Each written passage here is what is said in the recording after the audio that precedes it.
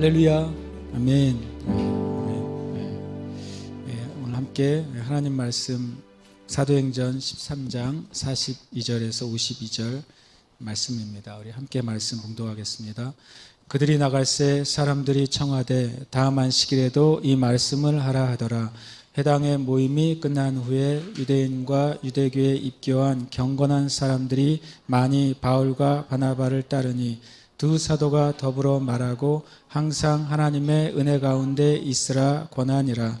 그 다음 안식일에는 온 시민이 거의 다 하나님의 말씀을 듣고자 하여 모이니 유대인들이 그 무리를 보고 시기가 가득하여 바울이 말한 것을 반박하고 비방하거늘 바울과 바나바가 담대히 말하여 이르되 하나님의 말씀을 마땅히 먼저 너희에게 전할 것이로되 너희가 그것을 버리고 영성을 얻기에 합당하지 않은 자로 자처하기로 우리가 이방인에게로 향하노라.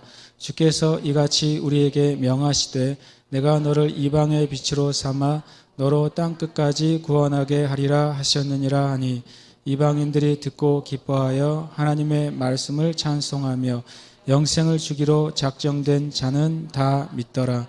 주의 말씀이 그 지방에 두루 퍼지니라. 이에 유대인들이 경건한 귀부인들과 그 신의 유력자들을 선동하여 바울과 바나바를 박해하게 하여 그 지역에서 쫓아내니 두 사람이 그들을 향하여 발에 티끌을 떨고 버리고 이고니온으로 가거늘 제자들은 기쁨과 성령이 충만하니라. 아멘. 할렐루야. 아멘. 오늘도 하나님께서 우리와 함께 하심을 더 경험하는 시간 되시기를 축복합니다. 아멘. 제가 지난 목요일 날 이제 저는 쉬는 날이 목요일입니다.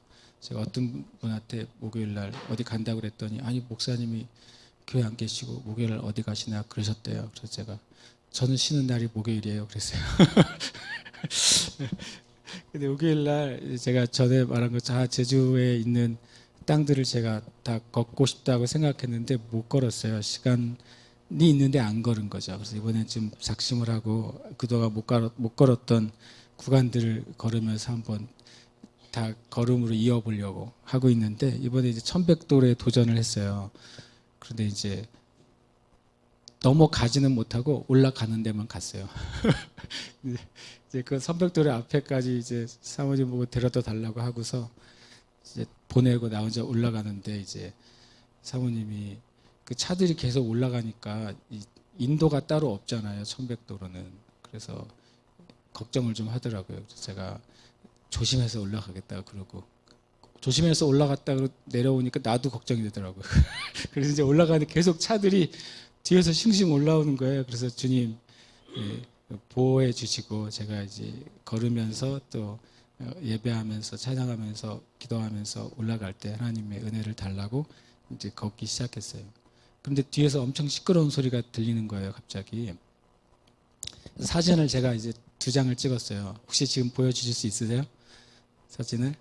첫 번째는 이제 그때 사진을 이건 얼굴은 이제 공개할 수가 없기 때문에 이게 제 상태인데 뒤에 가만히 보시면 무슨 차가 하나 보이십니까?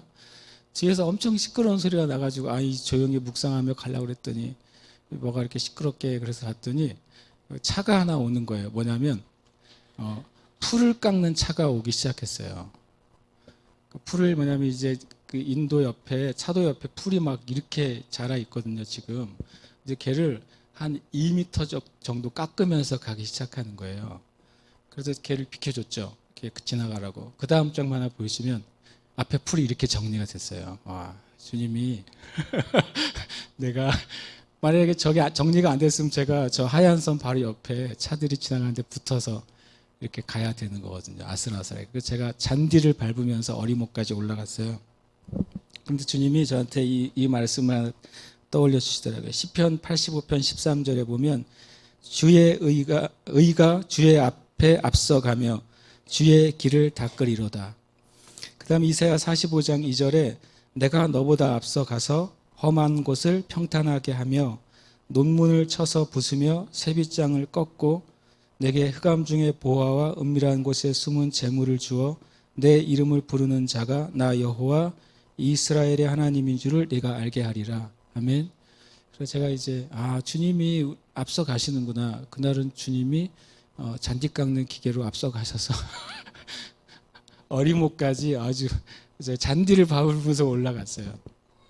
그러면서 이제 찬양을 하면서 주님이 제주 이 아름다운 땅에 있는 그 수많은 영혼들이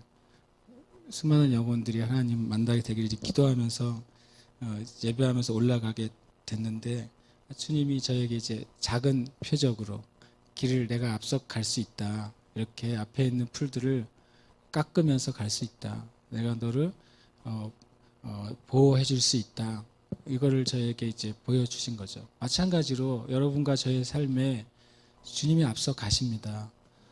때로는 우리가 앞서 가시는지 안 가시는지 잘 모를 때도 있는데, 그때도 주님이 앞서 가세요. 예. 그리고 우리의 길을 호위해 주시고 도와주십니다. 아멘. 우리가 그것을 믿어야 돼요. 하나님이 함께 하신다는 사실을 믿어야 돼요. 왜냐하면 하나님은 믿을 때 그분이 계신 것을 우리가 경험하게 되기 때문에, 믿을 때 하나님의 그 은혜를 계속 경험하게 되기 때문에 그렇습니다. 또 오늘 이 시간도 우리가 같이 말씀을 나눌 때 그 하나님의 살아계심이 경험되는 시간이 되시기를 축복합니다. 아멘. 오늘 말씀은 이제 은혜와 박해예요. 은혜라는 단어는 은혜롭죠. 좋으니까. 박해라는 단어도 은혜롭게 되기를 축복합니다. 실은 은혜와 박해는 하나님이 우리에게 주시는 놀라운 것의 다른 이름이라고 저는 믿어요. 이것이 함께 오고 있어요. 그리고 함께 오게 돼요. 근데 결과는 또 승리가 결과입니다. 42절, 43절에 보면 그들이 나갈새 이렇게 말했어요. 이것은 이제 바울과 바나바가 회당에서 말씀을 전했죠. 보통 유대인들이 회당에서 모임을 가질 때 이런 순서로 진행을 해요. 처음에는 함께 기도를 합니다. 그 다음에 율법서를 읽어요. 토라를 읽죠. 그 다음에 선지서를 읽어요. 읽은 다음에 이제 그 중에 회당장이나 랍비가 설교를 합니다. 근데 굉장히 독특한 것은 설교가 끝난 다음에 회중들 가운데 누구에게 오늘 우리에게 나눠줄 말씀이 있는지를 물어요. 그러니까 우리가 이 13장 15절에 보면 재밌는 말이 있죠. 율법과 선지자의 글을 읽은 후에 회당장들이 사람을 보내어 물어 이르되 형제들아 만일 백성을 권할 말이 있거든 말하라 이렇게 말해요. 그러니까 이 바울과 바나바가 첫 곳에 첫 지역에 가서 회당에 들어갔는데 어떻게 설교할 권리를 얻었을까? 그것은 이제 유대인들의 회당 예배 가운데 설교가 다 끝난 다음에 모인 사람 중에 우리 권면할 말이 있는가, 하나님께로부터 받은 말이 있는가라고 할 기회를 주는 거였어요. 그때 또 특별히 바울과 바나바가 이제 그날 처음 참석한 사람들이고 보아하니 이제 바울은 실은 이제 바리새인이었기 때문에 그런 행동과 그 표시들이 있었잖아요. 그걸 보고서 이제 권할 말이 있냐고 물었고, 바울이 그때 공식적인 첫 설교를, 위대한 설교, 복음에 대한 설교, 바울의 복음, 나의 복음을 전하게 됩니다. 그들이 이제 복음을 전하고 나가요. 왜냐하면 그게 마지막 순서니까. 나가는데 사람들이 쫓아와서 다음 안식일에도 이번에는 권하는 말이 아니라 이번에는 뭐예요? 메인 스피커로 서달라고 청한 거죠. 바울과 바나바 사도를. 그러니까 이 회당의 모임이 끝난 후에 43절에 유대인과 유대교에 입교한 경건한 사람들. 이게 재미있는 표현인데요. 회당엔 두 종류의 그룹이 있었어요. 정통 유대인들이 있었고, 유대인이 아닌데 자기가 유대적인 전통이나 유대의 율법이나 그것을 따르기를 원하는 이방인들이 있었어요. 그러니까 경건한 이방인들이죠. 고넬료도 경건한 이방인이라고 할 수가 있죠. 그가 유대인은 아니었지만 하나님을 사랑했고 율법을 사랑했단 말이죠. 그런 이번엔 유대인들하고 유대교에 입교한 경건한 그 이방인들이 바울과 바나바를 따르기 시작했어요. 그랬더니 바울과 바나바가 뭐라고 말하냐면 항상 하나님의 은혜 가운데 있으세요라고 하는 권면을 합니다. 그 전에 중요한 말 하나가 있죠. 두 사도가 이렇게 말했어요. 두 사도. 두 사도는 누굴 말하는 것이죠? 바울과 바나바. 그러니까 바나바는 뭐예요? 사도예요. 그래서 제가 어디 가서 바나바 사도가 그랬더니 저를 이상하게 쳐다보더라고요. 목사님 설교를 다시 읽으셔야죠. 이러더라고요. 그리고 제가 욕을 다시 펴줬죠. 이 두 사도는 누굴까요? 두 사도는 누구예요? 바울과 바나바죠. 그러니까 바나바는 누구예요? 사도입니다. 12사도가 있고 12사도 이후에 사도들이 있어요. 그래서 사도가 12사도만 있다고 말하는 사람은 성경을 한쪽 눈으로 보는 사람이고 바울까지만 사도라고 생각하는 사람은 한쪽 눈은 반만 뜨고 있는 사람이에요. 성경의 사도가 굉장히 많아요. 지금도 있어요. 왜냐하면 성경 안에 공식적인 사도 외에 비공식적인 사도들이 많이 있었기 때문에 그래요. 우리가 12사도에 대한 이해가 충분하지 않아서 오히려 하나님의 사도적인 사역자들을, 사도적인 사역을 이해하지 못하는 거죠. 어쨌든 두 사도가 하나님의 은혜 가운데 있으라라고 말했어요. 제가 오늘 이제 이 주보에 하나님의 은혜 안으로 들어가는 것, 은혜 안으로 머무는 것, 은혜 안에 있는 결과가 뭔지를 이제 적어놨어요. 이 본문의 주제는 저는 이제 이 본문을 읽을 때 이 하나님 안에 은혜 안에 들어가는 게 얼마나 귀한지를 생각하게 됐어요.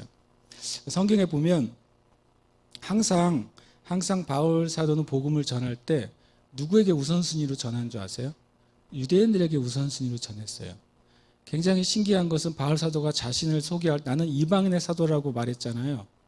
근데 바울 사도의 1차 전도여행, 2차 전도여행, 3차 전도여행을 보시면 바울 사도의 행동은 이방인의 사도의 행동을 안 하고요. 항상 회당에 들어갔어요. 그럼 1차적으로 바울 사도의 복음을 들었던 대상은 누구예요? 유대인들이에요. 신기하게도. 그런데 바울 사도는 자기의 사명을 뭐라고 말해요?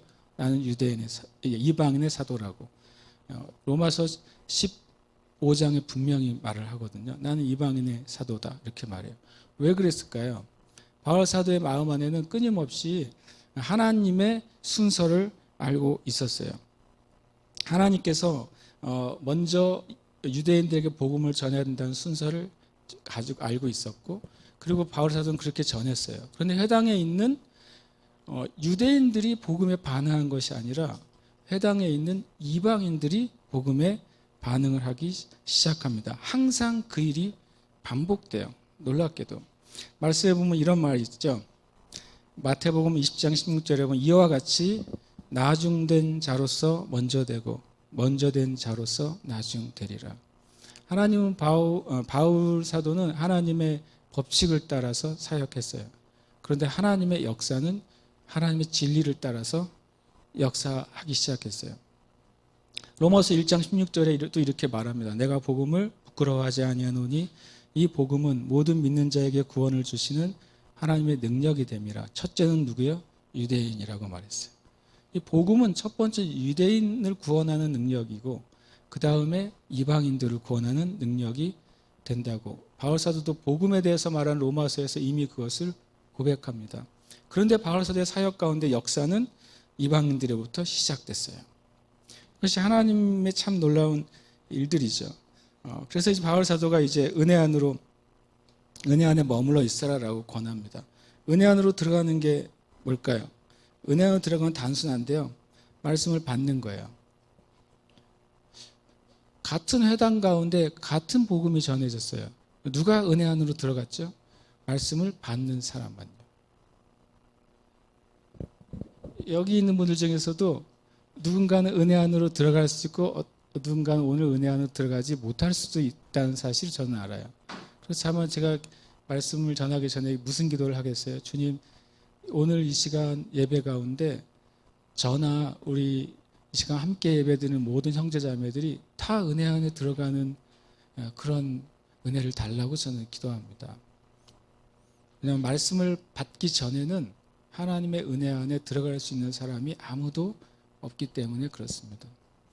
은혜 안으로 들어가면 무조건 말씀을 받아야 돼요. 그런데 그 안에서 말씀을 받지 않을 뿐만 아니라 유대인들이 어떻게 반응하는지 우리가 압니다. 말씀을 첫 번째로는 멸시합니다. 왜냐하면 41절에 보면 보라 멸시하는 사람들아 이렇게 말해요.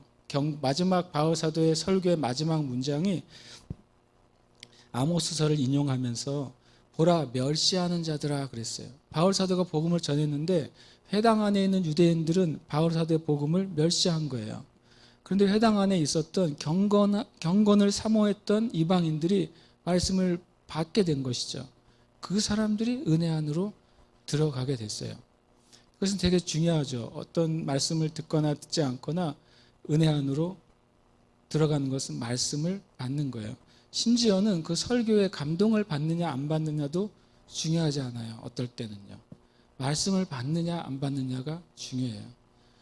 제가 보지는 않았는데 어떤 유튜버 어느 설교자가 타이틀을 굉장히 자극적인 타이틀을 이렇게 적어놨더라고요. 예배 은혜 받고 지옥 가는 그리스도인들.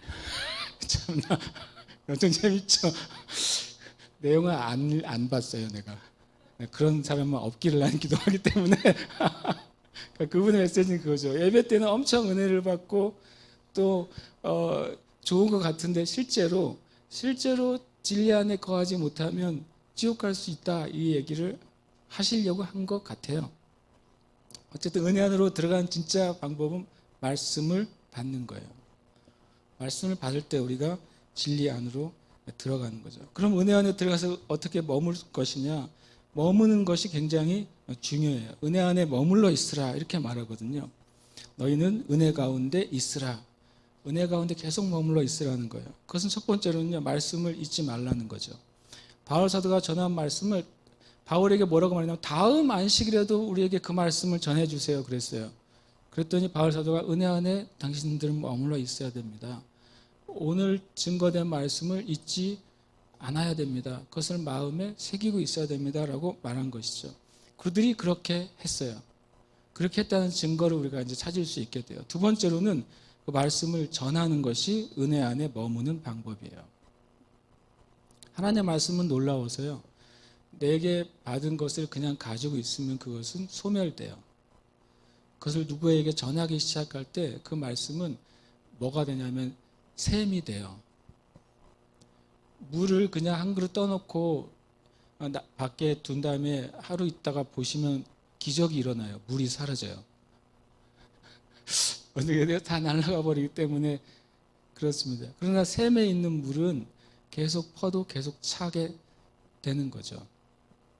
그러니까 은혜 안에 머무는 방법은요. 말씀을 먼저 받아들이는 거예요. 그다음에 그것을 다른 사람에게 전해야 돼요. 그 결과가 그들이 은혜 안에 머물러 있었다는 것을 결과로 알 수 있는 것이 바로 44절이에요. 그 다음 안식일에는 딱 일주일 걸렸죠. 어떤 일이 벌어졌어요? 온 시민이 거의 다 하나님의 말씀을 듣고자 하여 모였어요. 이것이 그 몇몇의 사람이 은혜 안에 머물러 있었던 것의 결과였던 거예요. 그들이 바울의 권면을 들은 것이 내가 말씀 안에 있어야 되겠다. 그리고 그 말씀을 내 안에 가지고 있고 잊어버리지 않다 보니까 이 말씀이 자연스럽게 어떻게 돼요? 다른 사람에게 흘러가게 된 것이죠. 그동안에 듣지 못했던 하나님의 복음을 이 지역 사람들이 듣게 됐어요. 그러니까 다른 사람들을 권하기 시작했어요. 그 복음의 말씀을 다음에도 전하기로 약속을 했으니까 오라고 말한 것이죠. 전도 집회를 연 것도 아니고 홍보를 한 것도 아닌데 은혜 안에 머물러 있는 사람들에 의해서 사람들이 모이기 시작했어요. 모였는데 두 종류의 사람이 모였어요. 그 말씀을 듣고자 하는 사람도 모였고 그것을 이렇게 눈여겨보고 옳은가 그른가를 살펴보려는 사람도 모였어요. 45절에 본 유대인들이 그 무리를 보고 시기가 가득했어요. 그들은 뭐를 듣지 않았어요? 말씀을 들은 게 아니라 사람을 보고 시기가 가득했어요. 그동안 그 지역에 살았던 유대인들과 유대에 속한 이방인들은 자신들의 말을 듣고 자신들의 말을 따랐는데 어디서 굴러들어온 바울과 바나바가 모였을 때 다 그쪽으로 모이는 것을 보고 엄청난 시기와 질투가 그 마음에서 일어난 거죠. 항상 마귀는 그렇게 시작을 합니다. 사이가 좋았던 형제 자매 사이도 마귀가 어떻게 하면 원수가 되게 만들까요? 바로 이거예요. 이 시기가 가득하게 만들기 시작합니다. 그 은혜의 물이 가득 차야 되는데 시기에 구정물이 가득 차기 시작하는 거죠. 그 시기에 구정물은 가득 찬 것으로 끝나지 않고 은혜도 다른 사람에게 전해지는 성향이 있는 것처럼 시기와 질투도 다른 사람에게 전해지는 성향이 있어요. 시기가 가득하여 바울이 말한 것을 어떻게 해요? 반박하고 비방하기 시작했어요. 하나님의 말씀을 반박하고 비방하기 시작했죠.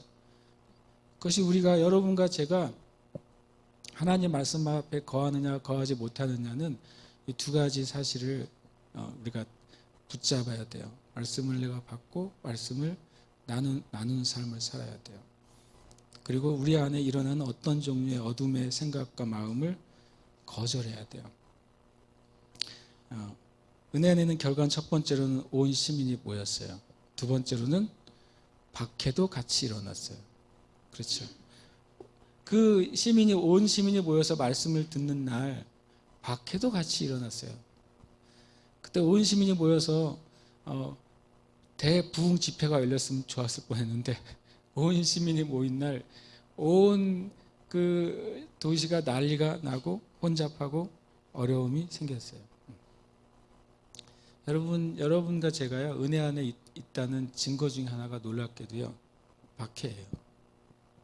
여러분이 하나님의 말씀 안에 제대로 들어갔다는 증거가 여러분의 삶 가운데 생각하지 않는 어려움들이 발생하는 거예요.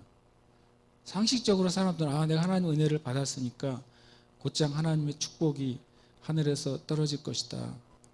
내가 성경을 읽는 장수만큼 현금이 들어올 것이다 라고 생각할 수도 있어요. 제가 성경을 늘 가지고 다니는데 주님께 이렇게 기도했어요. 주님, 성경의 장수만큼 저게 5만 원권이 있는 것보다 저는 이것을 더 귀하게 여기겠습니다. 그래서 무게가 묵직하잖아요, 성경이. 박해가 함께 일어났습니다. 46절에 보면 근데 바울과 바나바가 담대히 말했다고 말했어요. 박해는 일어났는데 바울과 바나바에게는 박해에 대해서 일어나는 마음은 담대함이었어요. 하나님의 일에 대해서 마귀가 일으킨 마음은 시기였는데 그리고 하나님의 말씀을 멸시하는 것이었고 반박하는 것이었고 비방하는 것이었는데 그 마귀의 일에 대한 두 사도의 마음에 일어나는 것은 담대함이었어요. 성령 충만함의 그 증거는 담대함이에요. 성경의 사도행전에 끊임없이 사도행전 2장에서도 사람들이 성령이 처음 임했을 때 술 취했다고 말할 때 베드로가 담대하게 복음을 전합니다. 계속해서 3장에도 4장에도 5장에도 6장에도 사도들과 또 초대교회 성도들이 어려움이 처할 때마다 또는 반대에 부딪힐 때마다 또 죽음의 위협이 있을 때마다 나오는 반응은 담대함이었어요. 여러분과 제가 하나님의 은혜 안에 있는 증거 중에 하나는 담대함이 있느냐 하는 것입니다. 어제 인천에서 그 동성애 행사가 있었잖아요. 처음 그게 스타트죠. 올해의 그 동성애 행사를 서울에서 하고 이제 전국으로 퍼뜨리는 첫 번째 행사였는데 이제 뭐 보셨을 수도 있지만 난리가 났습니다. 난리가 났어요.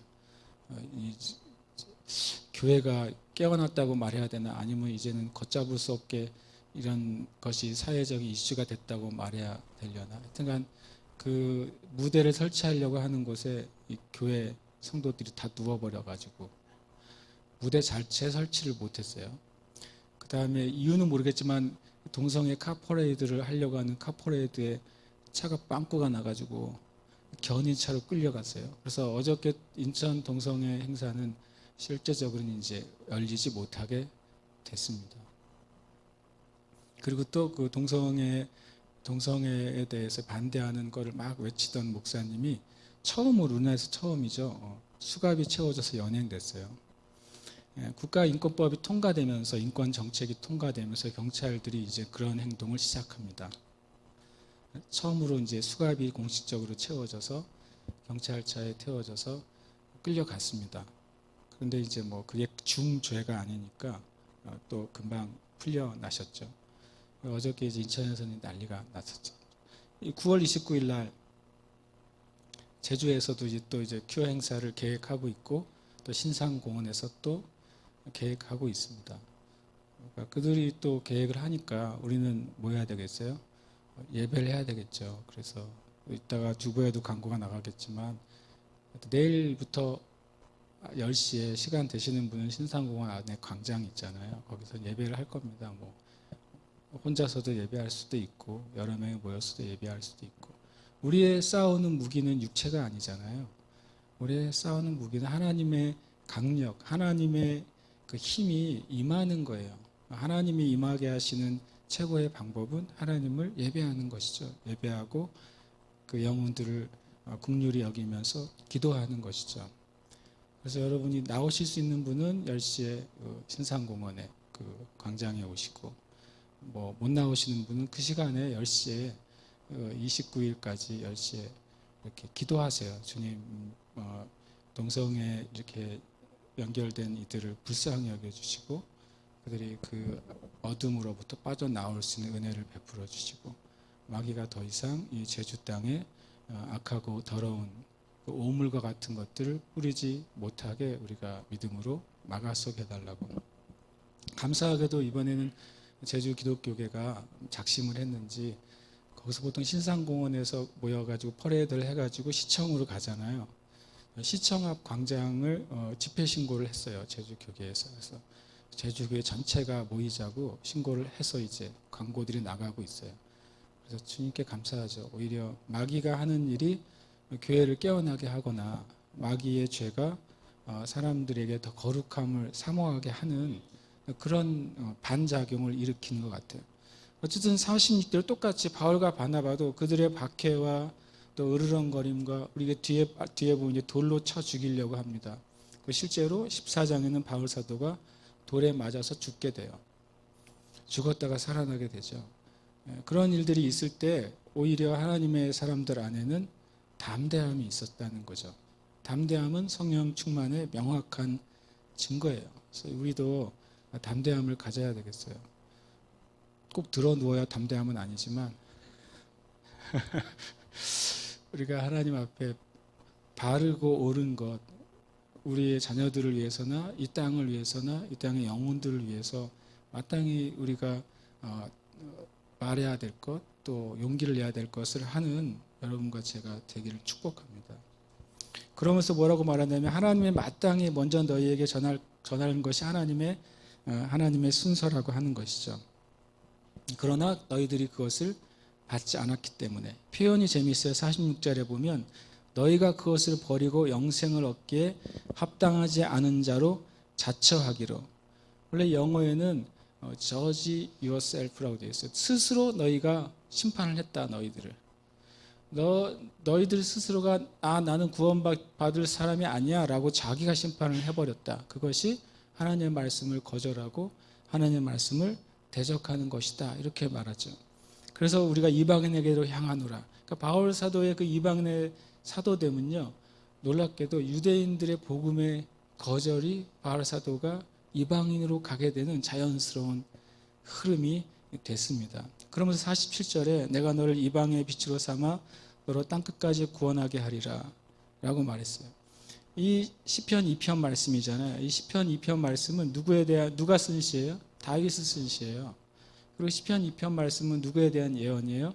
예수님에 대한 예언이에요. 그런데 바울 사도는 이것을 누구에 대한 메시지로 받아들여요? 자신의 사명에 대한 메시지로 받아들여요. 그래서 어떤 사람들은 성경을 이해할 때 문자적인 이해, 이것은 온전한 이해가 아닙니다. 복음주의를 성경을 문자적으로 믿는 사람들을 복음주의라고 하는데 그거 잘못된 이해예요. 복음주의자는 성경을 문자적으로 믿는 게 아닙니다. 오히려 진정한 복음주의는 성경을 어떻게 이해해야 돼요? 성경을 계시적으로 이해해야 돼요. 시편 2편은 분명히 다윗이 썼어요. 그건 뭐 역사적인 사실이에요. 시편 2편에 나와 있는 메시지는 예수님을 향한 예언이라고 해석해요.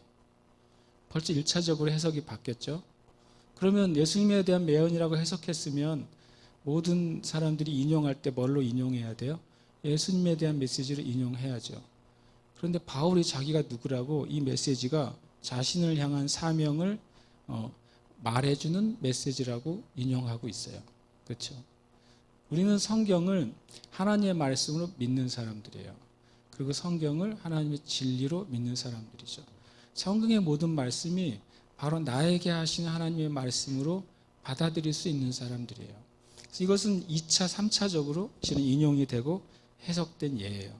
성경의 인용의 예는 전에도 말씀드렸지만 논리적인 인용이 없습니다. 심지어는 역사적인 인용도 드뭅니다. 성경의 인용은. 문맥적인 인용도 별로 없습니다. 왜냐하면 아모스와 이사야가 한 인용 말씀을 반반 섞어가지고 이사야가 말했다고 말하는 사람이 바울이에요. 구약을 달달 외우고 있는 바울이 그렇게 인용합니다. 성경 구약에서 신약에서 구약을 인용할 때 그것은 논리적, 합리적, 문맥적, 역사적 인용이 아니라 다 영적인 인용이에요. 그렇게 봐야지 성경을 바로 볼 수 있게 됩니다. 이 47절 말씀에 예수님에 대한 그 메시지를 바울 사도는 바울과 바나바의 사명으로 선포해요. 그랬더니 이방인들이 듣고 너무 기뻐하면서 하나님의 말씀을 찬송하고 영생을 주기로 작정된 자는 다 믿더라. 이 48절이 어떤 예정론에 대한 메시지로 전해지기도 해요. 그러나 그것은 뭐냐면 그때 그 시간에 말씀을 받기로 주님께서 예정한 사람들이 믿었다는 것이고, 또 하나는 그때 받지 않은 사람은 영원히 지옥 간다는 의미가 아니에요. 그죠? 그때 그 회당에 그때 모인 무리중 가운데 나중에라도 예수를 믿게 되는 수많은 사람들이 있었고, 그것은 성경에 증언들이 나와 있어요. 예를 들어서 바울과 함께 다녔던 사역자들이 실제로는 소스데네나 그런 회당장들이 나중에는 바울의 동역자가 됩니다. 바울을 대적했던 회당장들이나 유대인의 리더들이 바울과 함께 동역하는 사람들이 되는 것이 성경에 나오는 거죠. 48절은 어쨌든 그때 하나님을 믿게 되도록 하나님께서 준비하신 사람들이 주님을 믿게 되었다고 말씀하고 있는 거죠. 49절에 보면 주의 말씀이 그 지방에 두루 퍼졌다. 이것도 놀라워요.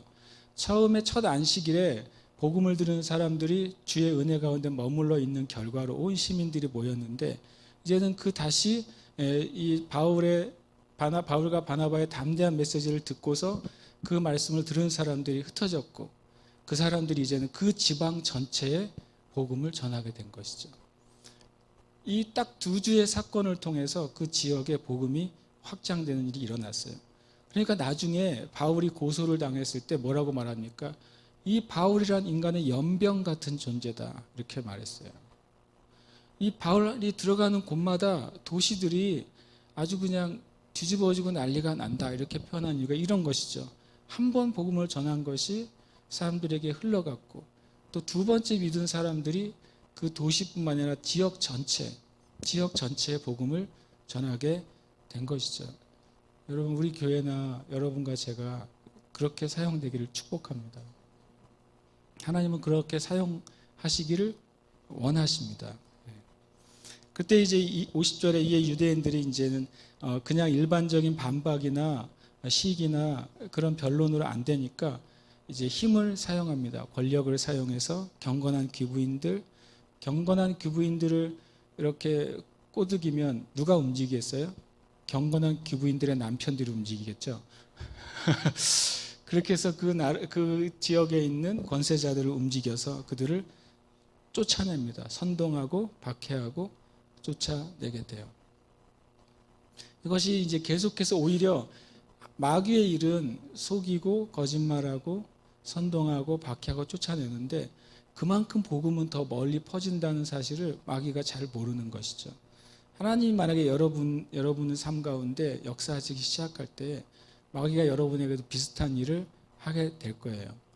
그때마다 여러분이 만약에 이 어려움 때문에 내가 이렇게 가려고 했던 것이 다른 방향으로 가게 됐을 때 기뻐하셔야 돼요. 하나님의 일이 더 확장이 되는구나. 기뻐하십시오. 주님이 그 일을 보여주실 거예요. 51절 52절에 두 사람이 그들을 향하여 발의 티끌을 떨어버리고, 주님이 예수님께서 그 12제자 70명의 전도자들을 파송할 때 했던 원칙이 있죠. 너희들이 들어갈 곳마다 평안을 선포해라. 그러나 그들이 듣지 않으면 발에 티끌을 떨어버려라. 이렇게 말했어요. 그 예수님의 메시지가 동일하게 또 이렇게 이 사도들 바울과 바나바에게 적용이 됐습니다. 제자들은 기쁨과 성령이 충만했다. 굉장히 재밌어요. 이것은 육적으로는 비상식적 반응이에요. 비상식이잖아요. 그죠? 왜냐하면 지금 거절당하고 오해를 받고 박해를 당하고 그리고 쫓겨났어요. 그것은 내가 부당한 대우를 받은 거잖아요. 부당한 대우에 대한 상식적 반응은 뭐예요? 정당을 주장해야죠. 정당한 것을 얘기해야죠. 그리고 말이 안 되면 법적으로 해야죠. 법이 안 되면 법보다 빠른 그것을 써야죠. 그게 상식이에요. 요즘의 상식. 그런데 육적인 반응에 비상식적인 반응을 이 사도들이 하고 있는 거예요. 왜냐하면 52절에 제자들은 기쁨과 성령이 충만했다는 표현을 쓰는 거죠.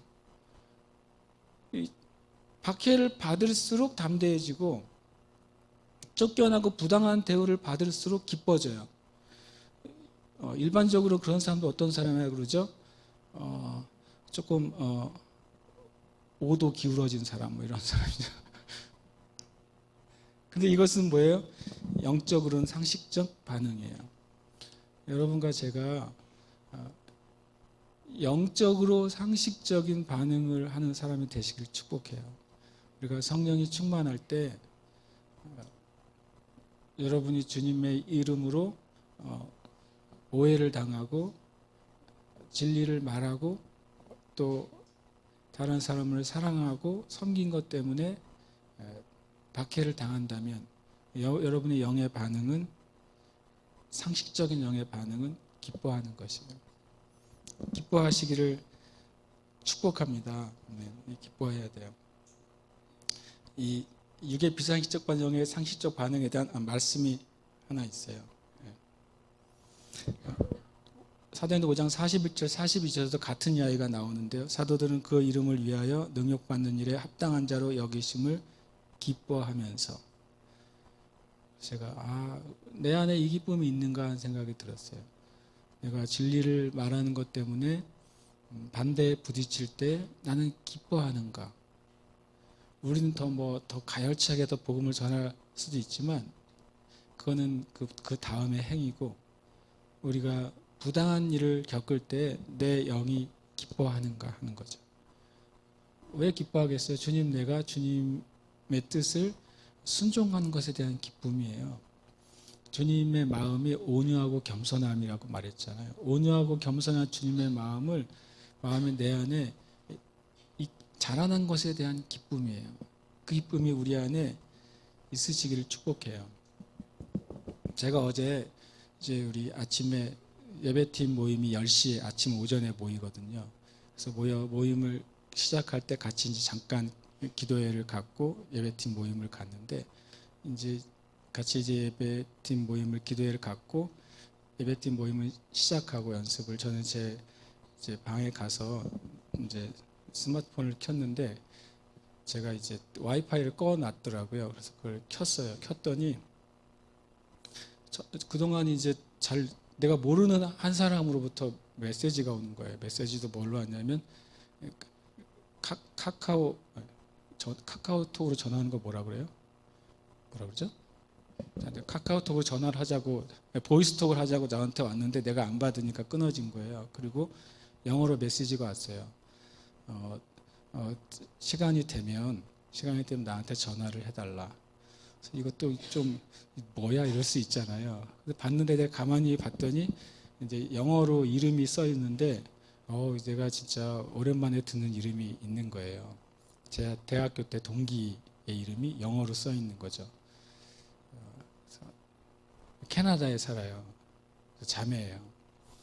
전화를 했어요. 카톡으로. 그랬더니 거기 있는 곳하고 저하고 14시간 차이가 나더라고요. 그래서 이제 금요일 전에 토요일 낮 11시에 전화해. 거기는 금요일 밤 저녁이었어요. 10시인가? 뭐 그랬던 것 같아요. 그래서 전화했는데 엄청 하이톤으로 전화를 받아가지고 몇 년 만에, 그러니까 작년에 제주에 왔다가 저를 못 찾고 돌아가면서 카톡으로만 이야기를 나눴었거든요. 이번에 통화를 좀 이제 어제 하게 된 거죠. 앞에 있는 수아가 이제 앞에 앉아 있고 아빠가 무슨 얘기를 하는지 몰랐겠죠. 나중에 얘기를 해줬더니 놀래더라고요. 그러니까 25년 전의 친구죠. 전화가 와서 이런 얘기를 했어요. 이렇게. 그때는 나도 교회 다녀 그랬었거든요. 근데 그때는 그냥 제가 흥칫뿡 하면서 지나갔어요. 왜냐하면 그 친구가 어떤 친구인지 제가 잘 아니까.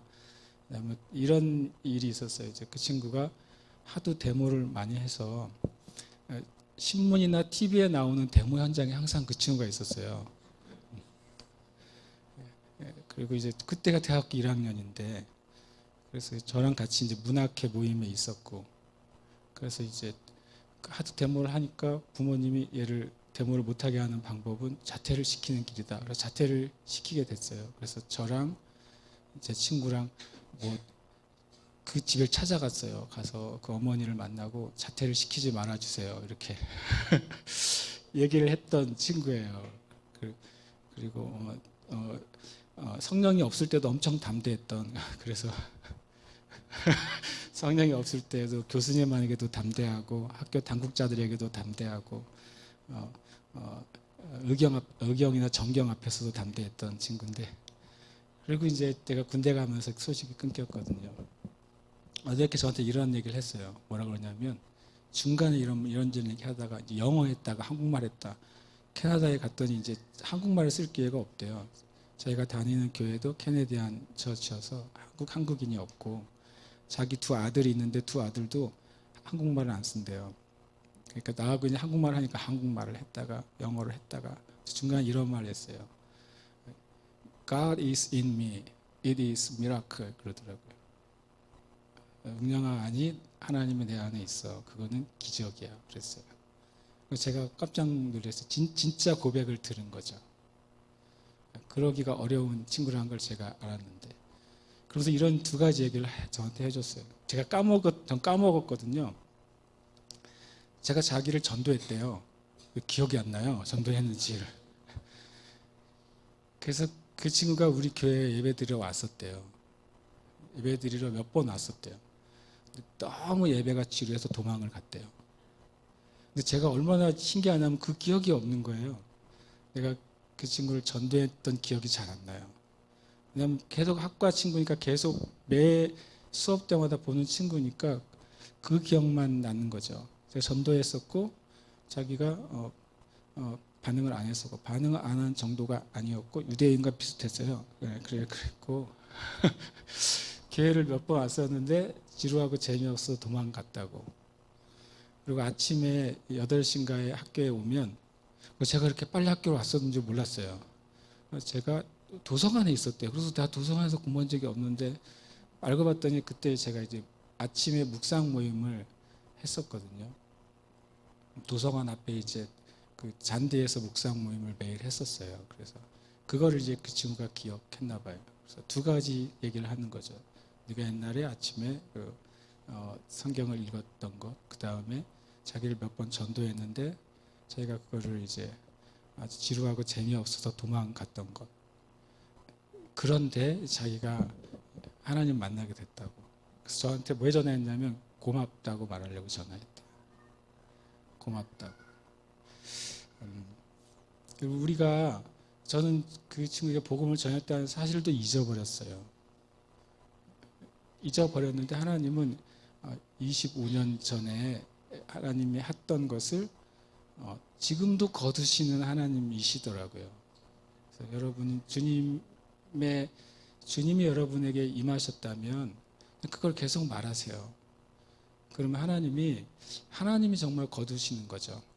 하나님의 영혼을 거두시고 또 우리의 삶 가운데 하나님의 일을 하시는 거예요. 그래서 제가 이렇게 말했어요. 내가 만 50이 되기 전에 한번 캐나다에 가마 그랬어요.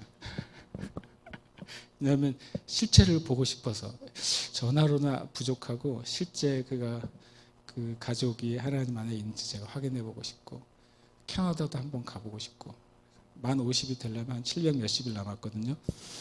그러니까 준비를 해야 되겠죠.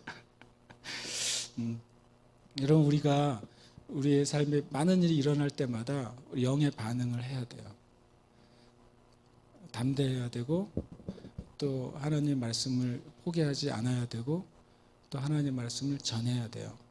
그 결과 열매는 하나님께 있고, 혹 제가 그 친구랑 전화가 안 됐을 수도 있죠. 안 되고 하나님 나라에 갔을 수도 있겠죠. 그때 만약에 내가 그 친구를 보게 됐다면 얼마나 감사하겠어요, 하나님께. 우리의 삶의 열매는 이 땅에서도 있겠지만 하나님 나라에 있어요. 이 바울 사도와 이 바나바가 이곳에서 복음을 전하고 박해받고 쫓겨났어요. 그러나 그 진정한 열매는 하나님 나라에서 아마 주님께 받고 있을 거예요.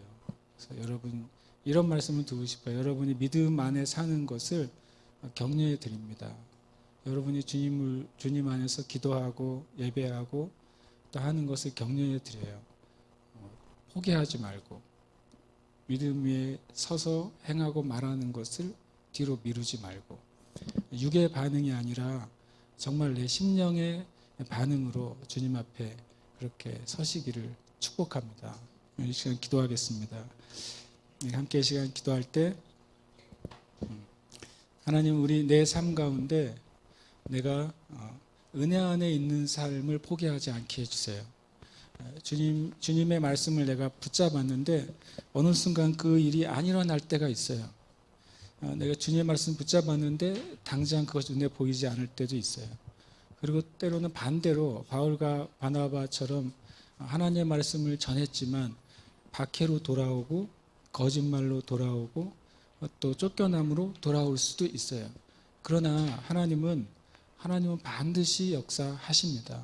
하나님은 하나님의 백성들이 주님을 의지하고 행한 모든 것에 대해서 갚으십니다. 그리고 하나님이 우리의 기도와 또 우리 예배 가운데 열매를 주실 것입니다. 지금 제가 은혜 안에 있는 삶을 온전히 살도록, 포기하지 않도록 힘을 더하여 주시옵소서. 함께 이 시간 기도하십시다. 하나님 아버지, 감사합니다. 주님을 찬양합니다. 주님을 찬양합니다. 하나님 아버지, 주님 은혜 안에 머물러 있는 삶, 주님 은혜가 나를 다스리는 삶, 주님의 말씀이 나를 붙잡고 주님의 인도하심이 나를 이끄시는 그 삶 안에 하나님, 온 교회와 온 성도들, 함께 예배드리는 모든 형제 자매들 가운데 하나님 임하여 주시옵소서. 하나님을 붙잡기를 포기하지 않게 해주시옵소서. 하나님께 기도하는 것을 포기하지 않게 해주시옵소서. 주님의 말씀을 전하는 것을 포기하지 않게 해주시옵소서. 진리의 말을 하고 믿음의 말을 하는 것을 포기하지 않게 해주시옵소서. 하나님을 예배하는 것을 포기하지 않게 해주시옵소서. 하나님, 주님께서 지금 말씀하신 것을 위해서 내 삶을 드리고 준비하는 것을 포기하지 않게 해주시옵소서. 하나님, 우리가 선을 행하며 때가 이르면 거둘 것이라고 말씀하신 것을 우리가 믿음으로 붙잡도록 주님 역사해 주시옵소서. 거룩하신 주님, 거룩하신 주님, 은혜를 베풀어 주시옵소서. 하나님의 나라가 우리에게 있습니다. 하나님의 나라가 우리의 손 앞에 있습니다. 하나님의 권능과 하나님의 다스리심이 우리 앞에 있습니다. 하나님 아버지, 주님을 믿는 자들에게 그 은혜를 베풀어 주십니다. 주님을 신뢰하는 자들에게 하나님이 도우십니다. 주님께 구하는 자들에게 주님께서 도와주십니다. 하나님 아버지, 먼저 영혼의 구원을 주시고 하나님은 죄사함의 확신을 주시고 하나님의 복음의 증거를 허락하여 주시옵소서. 하나님이 살아계시며 하나님 우리를 사랑하시며 변치 않으시 우리와 함께 하심에 대한 믿음이 하나님 온 교회와 성도들 가운데 가득 차게 하여 주옵소서. 예수 그리스도로 말미암아 난 믿음이 우리를 이기게 하고 승리하게 하는 그 은혜가 하나님 교회 안에 성교자분들 안에 가득하도록 주님 역사해 주시옵소서. 오직 주님을 바라봅니다. 오직 주님을 바라봅니다. 오직 주님을 바라봅니다. 주님을 찬양합니다. 아멘, 아멘, 아멘.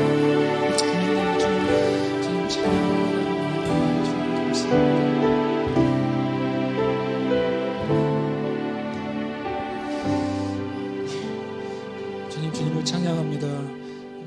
변화하지 않으시고 우리를 사랑하시는 하나님께 감사합니다. 하나님, 우리가 주님을 의지할 때에 반드시 우리를 붙잡으시는 하나님께 감사합니다. 온 교회와 성도들 함께 예배드리는 모든 형제 자매들이 주님 믿음 안에 하나님의 은혜 안에 진리 안에 거하게 하여 주시옵소서. 또 날마다 승리하게 하여 주시옵소서. 또 이 시간 주님께 준비한 예물을 드릴 때에 이 예물이 하나님 나라의 놀라운 그 통로가 되게 하시고 또 주님 손길마다 주님 축복하시며 하나님의 풍성함이 개인과 가정과 산업과 부르심 위에 흘러 넘치게 하여 주시옵소서. 살아계신 예수님 이름으로 기도합니다. 아멘.